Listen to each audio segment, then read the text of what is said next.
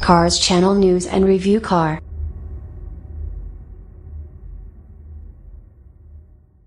(2018) Opel Insignia Sports Tourer.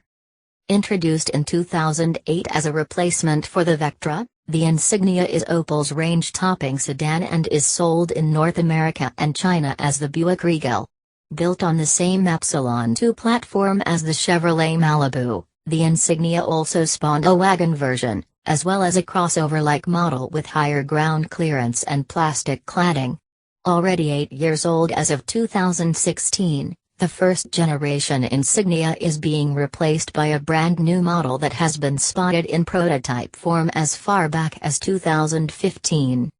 While the sedan has shown up on public roads on many occasions and ditched some of its camouflage in the process, the wagon version, also known as the Sports Tourer, has finally been caught testing for the first time.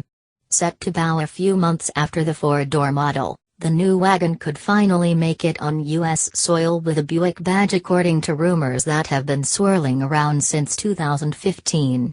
The crossover version, called Country Tourer in Europe, could also cross the pond as the Regal Torx, a name Buick trademarked with the U.S. Patent and Trademark Office.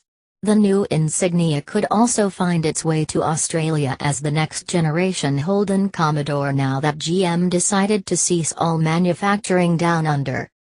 Details as to what the new Insignia Sports Tourer will bring to the table are still scant, but until Opel reveals preliminary data, let's have a closer look at what we already know about the upcoming German wagon. Although the prototype wears some pretty heavy camouflage, several important features are visible in the front and rear. It's quite obvious that the car is slightly longer and wider, something we noticed as soon as we saw the sedan prototype. The wagon also has a more upright nose, a redesigned grille, and slimmer headlamps. Paired with the larger side intakes that seem to hide under the black camo, all these features should give the wagon a sportier appearance. Opel used the Monza concept as inspiration. The rear end is also significantly different compared to the outgoing model, with the most notable new feature being the sloping, shooting brake-like roofline. Granted, Opel tried to mask the slope with a fake panel, but it's quite obvious that the roofline descends more abruptly toward the rear fascia. It's safe to assume that Opel used the Monza concept as inspiration, but don't expect the rear window to be as small. The taillights appear to be slimmer and slightly narrower, while the bumper has a more utilitarian design. It's not yet clear whether the tailgate will have the previous model's wide opening, which includes the taillamps, but it wouldn't be wise for Opel to go with a narrower loading area. The interior of the upcoming Insignia is still a mystery, but expect to see a much improved version of the current layout, which is still modern and attractive. Due to the longer wheelbase, slightly wider body, and better packaging, the cabin should also come with enhanced legroom and shoulder room. However, headroom for rear seat occupants could decrease due to the revised, sleeker roofline. The second-generation wagon will also get a bigger trunk. With the sedan likely to offer more than 560 liters of cargo room, the wagon could arrive with segment-leading capacity. Expect to see a much improved version of the current layout, which is still modern and attractive. On the technology front, the car will receive the latest Intelink infotainment, OnStar, and Wi-Fi hotspot capability. A large digital display for the dashboard similar to the one we saw on the Monza concept is also likely. Don't expect it to be quite as big as the full dash display with 18 LEDs from the concept, but it should be a nice addition. Recent reports also claim that the new Insignia will receive a heads-up display as well. The new interior will be rounded off by finer cloth and leather, new upholstery options, and better fit and finish. GM's latest safety and driving assist features should also find their way into the second-generation wagon. The new Insignia will ride on the revised E2XX platform that debuted in the 2016 Chevrolet Malibu. With weight savings in the Malibu close to 300 pounds, the Insignia and Insignia Sports Tourer should benefit from a similar diet. Much like the previous model, front-wheel drive will be standard, while all-wheel drive will be an option.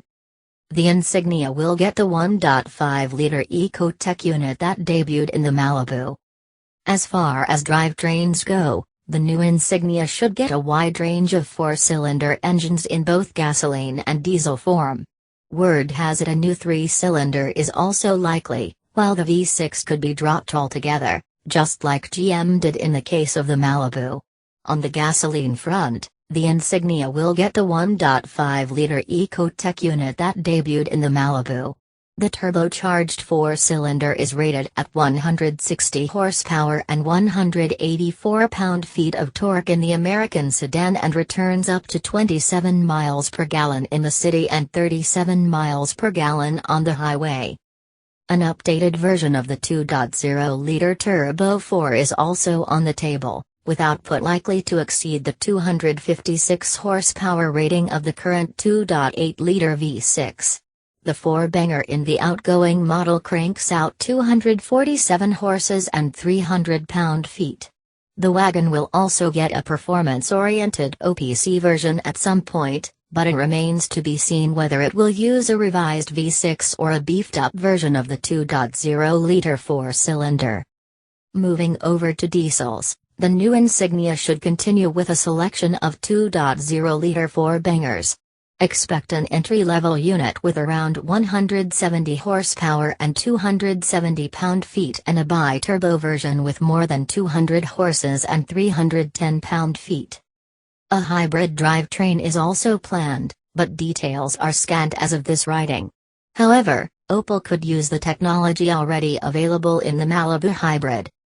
All engines will likely mate to an 8-speed automatic transmission or a 6-speed manual transmission. Thanks to the lower curb weight, revised engines, and updated gearboxes, the second-generation Insignia Sports Tourer should boast improved fuel economy and driving characteristics. One of the segment's most iconic wagons, the Volkswagen Passat, was redesigned in 2014, gaining new styling, a fresh interior, upgraded engines, and the then-new MQB platform. Lighter and sportier than its predecessor, the new Passat gets its juice from a wide array of four-cylinder engines.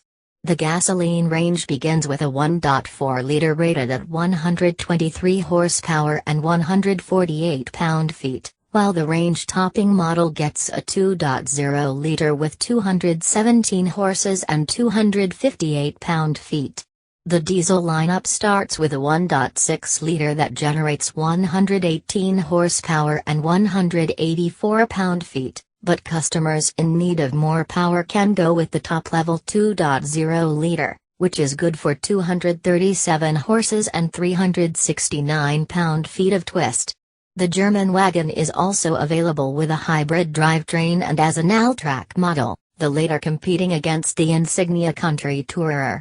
Pricing starts from €20,475, about $30,150.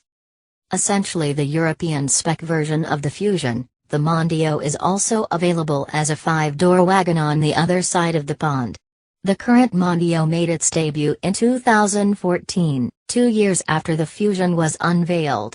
The European model is basically identical to its American sibling styling-wise, but the wagon model is unique to the old continent, as US customers don't have access to this version.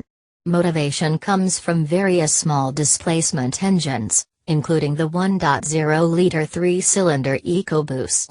Rated at 123 horsepower, the 3-pod is joined by a 158 horsepower 1.5-liter 4-cylinder, and a 2.0-liter 4-banger with 200 and 237 horses in the gasoline lineup. Diesel offerings are also vast, including 1.5, 1.6, and 2.0-liter 4-cylinders. Output ranges between 113 to 207 horsepower. Finally, a hybrid drivetrain combining an Atkinson cycle inline 4 with an electric motor delivers 184 horsepower combined. The Mondeo wagon is priced from €25,750, around $28,260. The first-generation Insignia was a successful replacement for the iconic Vectra. With more than 800,000 units sold as of October 2016, the Insignia and its wagon sibling have been a popular choice in many European markets and even outsold its direct competitor, the Ford Mondeo, in certain countries. The vehicle also won numerous awards and was voted the 2009 European Car of the Year. Praised for its attractive design features and the big, flexible trunk, the Insignia Sports Tourer is arguably the best wagon Opel has delivered in a very long time, and the upcoming model should be an improvement in just about every department.